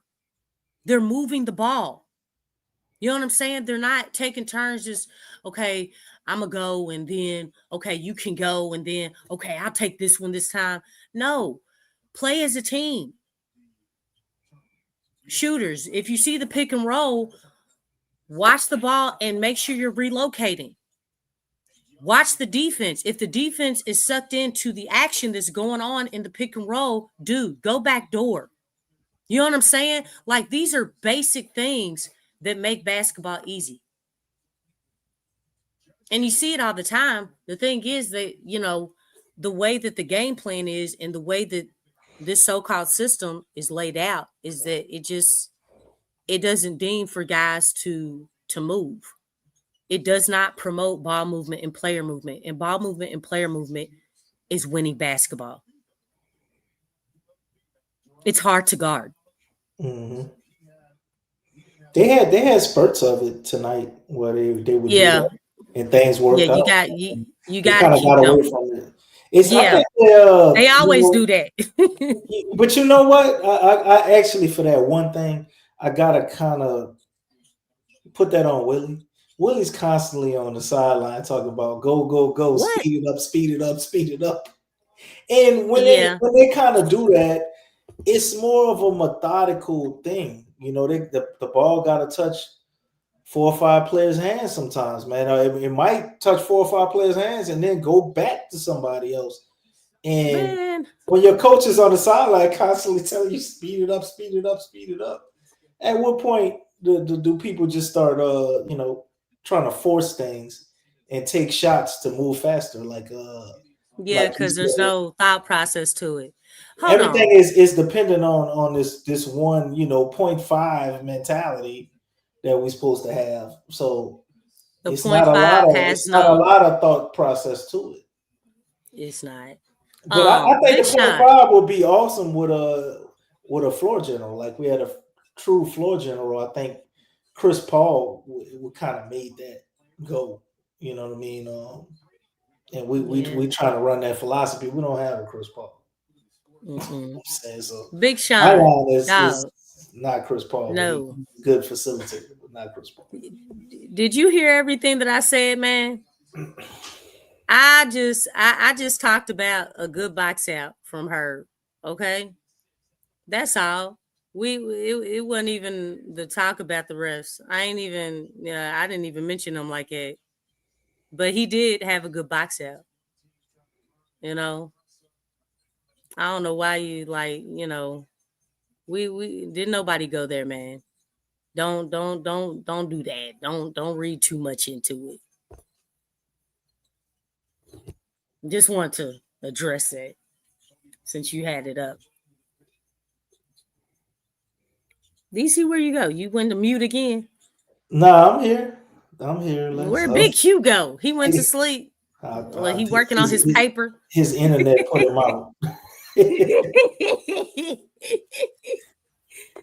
Big Q is now on the horizon. You know what I'm saying? So having some issues over there. Yeah. But Sean, I mean, shit, we ain't mentioned the refs because you know how many times we got hosed by the refs, man. Like, they always mess over us. So the one time that they call it in our favor, we ain't about to jump up and down mentioning that. Like, we all were shocked that Zion was actually getting foul calls, even though I was shocked about that. Right. So it's like, shit, we still got trauma, man. We can't believe it's like almost in the Twilight Zone looking at, damn, he actually got a call? Because he get fouled like every play, but we know they ain't going to call all of them. But sometimes, man, they had one game. What was that last game?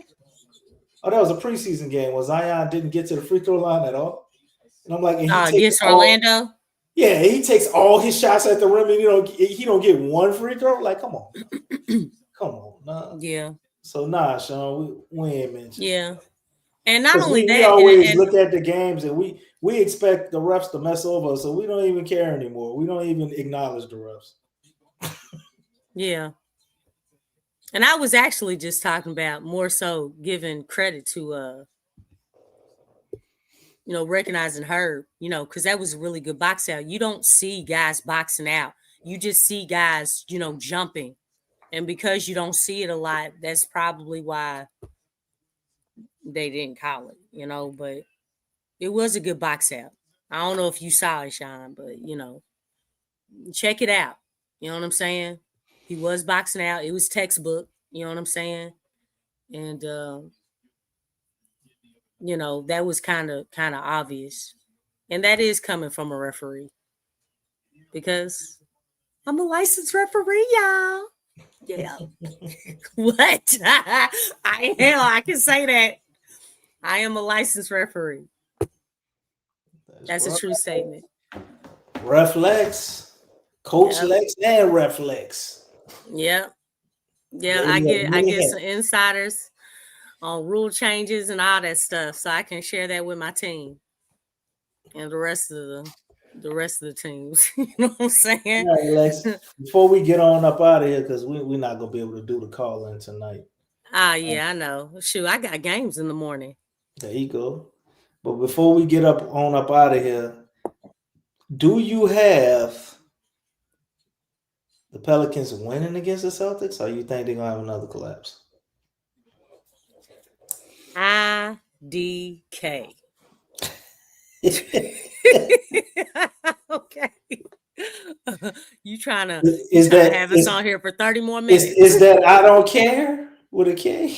No, I said you are. You a hot mess. Dang. Slim said nopium. You know what I'm saying? He didn't say hopium. He said nopium. Man. Oh man. I stopped selling hopium. I stopped selling hopium, and the Pels seem like they can't win no more. Last time I sold some hopium was in like 2024. No, 2023. Oh 2023. Yeah. Stacy said we going to get out coached. But is that anything? Stacy, we get out coached every game. Even when we win, we still be getting out coached. You know it's bad. You know it's bad. Like that's one thing that's so glaring though. You know what I'm saying? Like I said, I mean, when you have an informant for 29 teams, you know what I'm saying? It's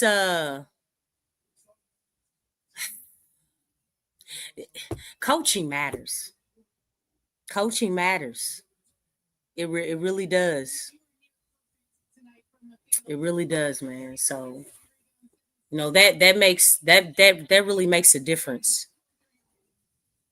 But yeah, I mean, you looking at let me ask this real quick to UDC and the chat. Mm-hmm. Who is Willie Green a better coach than?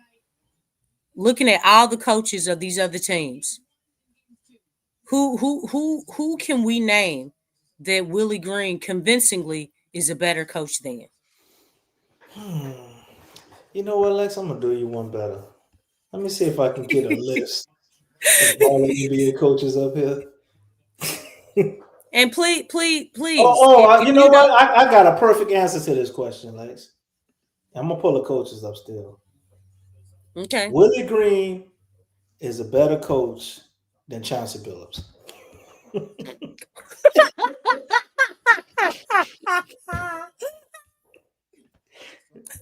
Oh my goodness. Oh, Tasha, you know what? Nobody, and who is better than Willie? Nobody.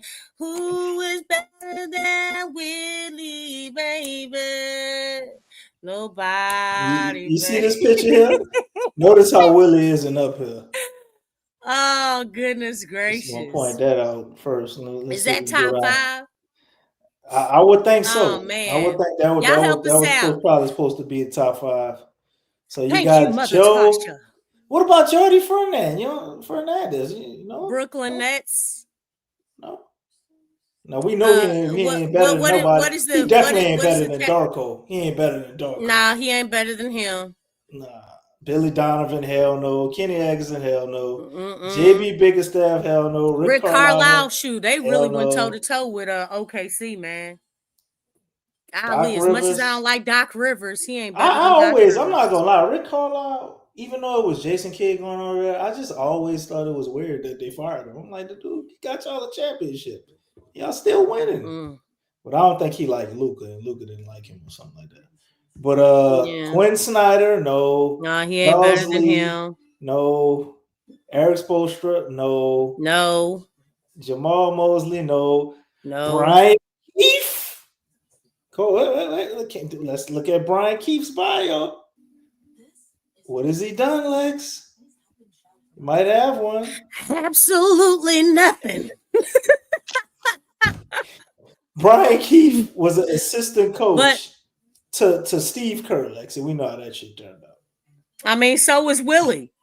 So was Willie. That means absolutely nothing. Say it again. I don't know. I think Brian Keefe. I think we might have a tie here. We got to see how the season goes on with Mr. Brian Keefe. I'm pretty sure he probably can edge out in some way. Let's keep going. David Adelman, just on the strength of his dad, I'm gonna say no.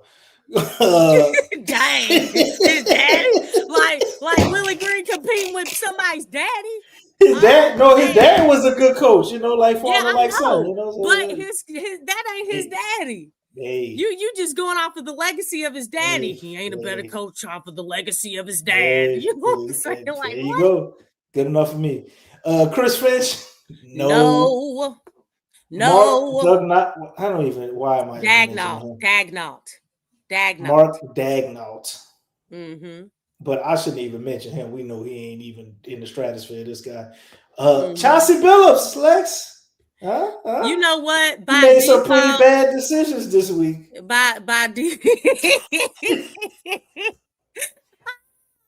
girl. They are also winless, and I don't think he gonna get another win, Lex. You know what? Like, he's on leave, so who's the interim coach? Nobody. Tiago Splinter. Who? Big Sean Itachi know who he is. Tiago Splinter. Okay. He's a retired. He used to play center for the Spurs. He's their interim. Dang! Didn't he just retire? And he's already. Dang, that dude moving up in the ranks quick. Yeah, I mean, somebody had to coach that losing ass team. They ain't about to win nothing. Man, you know what? Portland beat the Pelicans, so hey, man, they trying to tank. Scoot Henderson is hurt. Dame Lillard is hurt. They got the big men over there. I'm sure they're going to see what they do. They don't have a complete team, in my opinion, to go ahead and compete for anything. Okay, let's keep going. Will Hardy. No. Why are you so high on Will? What did Will do? No, I'm saying that Willie Green's not a better coach than him. I'm just being proactive. I've been saying no the whole time. Will led his team to 30-2 in college in 2010. So just based on that, I think that's enough. We can go ahead and put a no. Will Hardy is definitely better. No. Just seeing him in action, that his team is young, but that dude, you can see the strategies and the adjustments that he makes. Yeah, that's what I'm looking at. Not necessarily their record. We got Steve Kerr up here. Yeah, obviously we already know the answer to that. Shit, he taught Willie, right? It's one of his mentors. You know what? Go ahead. One thing that helps Kerr, though, is the fact that he got Steph. Like, Steph helps out Kerr a whole lot because Kerr actually came out and said that he don't really develop players. That's why they've been sticking with, their veterans. You know what I'm saying? Like, they're not really you see how they've been giving Kuminga a hard time. trust issues. And Kevon Looney talked about it. He felt like they stopped trusting him and stuff. So, Right. Yeah. But keep going. Tyronn Lue, absolutely not. JJ Redick, no. You know what? That's really sad. As much as it pains me to say it does. No. And JJ Redick is not really a good coach, but he's killing Willie. He's better than Willie. Mm-hmm. Jordan Alt. Now I don't know about him at all. So let's look at his bio. Yeah. Anything interesting here? Anything he's done? Jordan Alt, head coach of they just hired him this year. Prior to joining the Suns, Coach Alt was an assistant coach for the Cleveland Cavaliers under Kenny Atkinson. Okay, so he come from good stock. Say prior to joining Cleveland, he was assistant coach for the Los Angeles Lakers under Darvin Ham, another horrible coach. Let's see, NBA playoff Spurs. Prior to joining the Lakers, Alt was also an assistant coach for the Brooklyn Nets under Kenny Atkinson. So he's a Kenny Atkinson disciple, basically. Mm-hmm. Jacques Vaughn, Steve Nash. Jordan was I don't know. Lex, he ain't did shit. So he's kind of to be determined. Like I know we love just ragging on Willie, but I actually can't say this guy is any better. He hasn't done anything. What? Like he's on the same stair step as him? He just was assistants everywhere. He's been been in the breath or in the rings of but you know what? Greatness or goodness. Let me ask you this. I don't see no championship team. Check this out. Check this out though. This dude is just starting his head coaching career, right? Mm-hmm. Willie Green is in year 5. Okay. So Joe Osteen. I mean, if they on the same plateau and he's in year 1 and Willie's in year 5, this dude is way better. I can't say they're on the same plateau though, Lex. I can't even say that because he hasn't. All I'm saying is that Willie is still on the same is in the same space he was 4 years ago. He ain't done nothing. He ain't done nothing. Exactly. Absolutely nothing.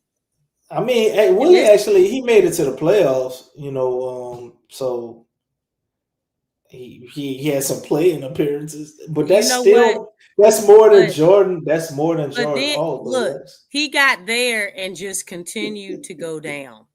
You know what I'm saying? Instead of going up, he started trending downwards. You know why? Because the first year, nobody knows your philosophy. You know what I'm saying? Nobody knows how you're going to respond. It's just like a rookie player. A lot of times when guys come back for their sophomore year, that's when they kind of struggle. Because now, guess what? You're on the scouting report, right? Everybody knows what you're going to do. They know your tendencies. They've studied you. They have a whole year of data on you. And I think that's the same thing that happened to Willie Green. I don't know if you noticed, there was a huge difference between year 1 to year 2. They had him figured out, and he's still there. Like they still got him figured out. Yeah, they know exactly what he's gonna do. I get all of that, Lex, but for all we know, Jordan Alt could be a rehash or worse version of Willie Green. We don't really know. He ain't did nothing. What you want to give it to 10 all right, games? You know what? Since you adamant about it, I'm gonna do one better. I'm gonna go look. Now I will say the Pelicans have. I'm gonna go look up and see if they even. Better team. God damn, Lex. What, they 0-2? They actually won a game. Okay. Well. They won a game this year.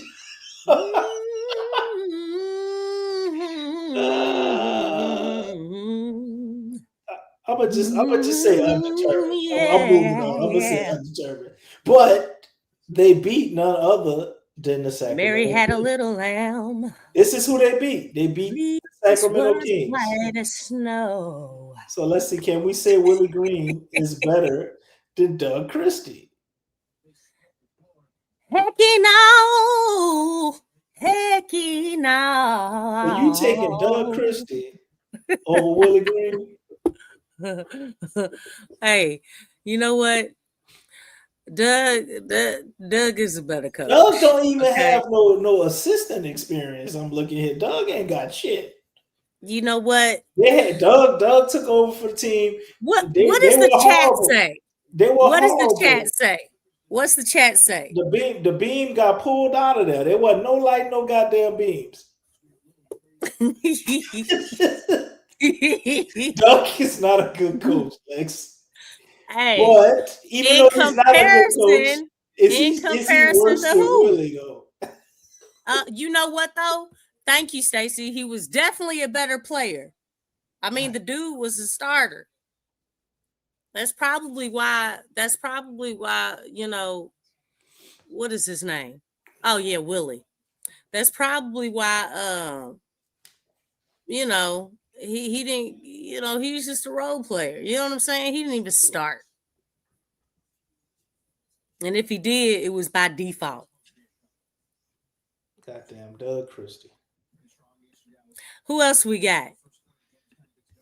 Dang, that's Joel Austin's cousin. Man. Well, obviously Mitchell Johnson is a better coach than Willie. We saw that shit tonight. Okay, can I answer these questions? So is Thomas Jason Kidd, yay or nay? Ime Udoka. You know what I'm saying? Yeah, it's basically just Chauncey Billups. So Willie Green is the 31st worst coach. Oh my gosh. Just Chauncey. Oh my goodness, y'all. The Pelicans are about to be out-coached every night. Every night. But look at these accomplishments, Lex. What? Every night. They're about to be out-coached every night. I feel it in my soul. I feel it in my soul. I feel it in my heart. I feel it in my mind. Being out coached every night. That's right. Oh, goodness. Y'all, it's going to be a long season. Damn, they ain't even put in here that Willie won a playoff game. They ain't even put that shit in there. It don't matter. It means absolutely nothing. I'm sorry. So he's only better than Chauncey Billups, and that's only by default. Where's Chauncey Billups in jail? Where's Chauncey Billups? I'm locked up. It won't let me out. Well, that's a song for everything, y'all. What? Man, so anybody, before we get up out of here, anybody got any information on Willie leaking any game plans or injury reports and shit? I'm willing personally to go report this shit to the FBI. I will go up there myself and deliver the information because this is ridiculous. This is ridiculous. We have the worst coach in the NBA. Look. And if Miss Benson ain't gonna fire him and Joe Dumars, come on, let's help Joe Dumars. We know you want him out of there. Man, can you go get Mike Malone, please? Please. And if any of y'all in here listen to any Pelicans content or y'all watch any of their videos, feel free to leave comments saying fire Willie Green. I would imagine if the comments get so loud, they petty, so they might just disable the comments. But if they get so loud, I think maybe it could turn into chants in the arena. And when it turns into chants in the arena, and people start saying stuff like, "If we lose again like this, I ain't coming to the game till you fire Willie Green." Hey, Oh my gosh. That's how we got Dennis Allen up out here. Oh my goodness. Come on, family. Y'all know what to do. Hey, Everybody in the chat, listen to this show. Stacy said they got the wrong guy. So y'all drop that Willie Green information, you know what I'm saying? We can get the ball rolling and we can have him right alongside Chauncey Billups. And, oh my gosh. And we can get our team back. And if that don't work, I gave y'all plan too. You know what I'm saying? Y'all like the comments up when y'all go to the game. Fire Willie chant should be popping when we lose. Shit, they should do it when we're winning. We are totally reliant on talent, people. we gotta force them out of here. Oh my goodness! We gotta force them out of here. You know what? Last season should have did that, man. I mean, last season should have been that time. It's horrible to come into the season and it's much of the same thing. It's you got what, 6 new players, brand new players on the team. But guess what?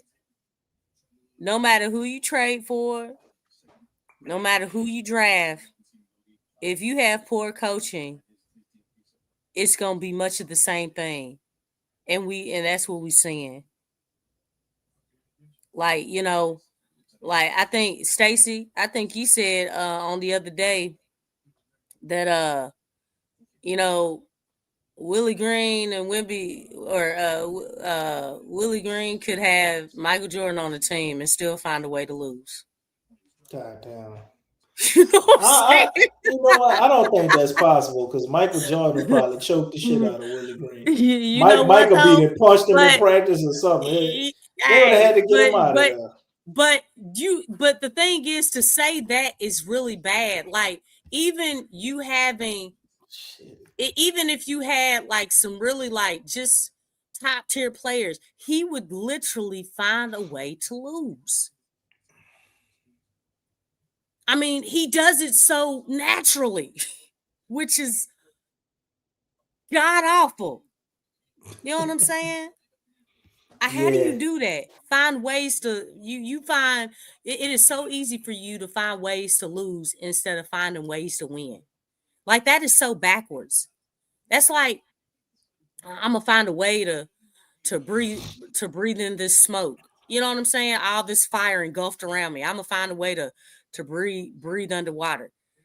Dog, that's death. You're gonna die. You know what I'm saying? I'm gonna need you to go with nature and find ways to breathe oxygen. Okay? I mean, just you get what I'm saying, y'all. You get what I'm saying. Definitely. And on that note, I think we're gonna go ahead and drop the mic. Ain't nothing else to be said, Lex.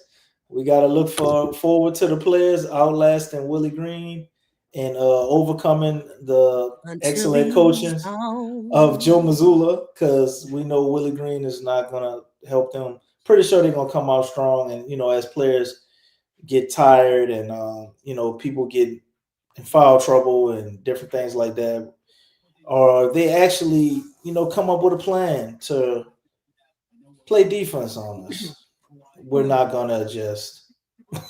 So here's to hoping we get out to a lead and maintain it for the whole game so we can actually get a victory on Monday. Go Pels, Mom. Monday. That's right, Slipso. And with that, do you have any last words you would like to share, Lex, before we get on up out of here? Absolutely nothing.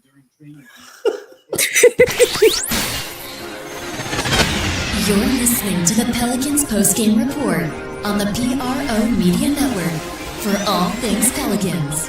Perfect. Fly Pelican, fly Pelican, fly Pelican. And I tell them that. Fly down, I'm a Pelican forever. Pelican forever. Ain't gon' lie, I feel flyer than I ever been. We stay ballin', this New Orleans, I'm a Pelican. It's going down in the nest, wild, wild west. Come in town and you best, show us some respect. 3-point threat, I better make it rain. If it's something, don't jump stupid like your ankle sprain. Always said, never hate the player, hate the game. Jumper where the dame late, punch a train.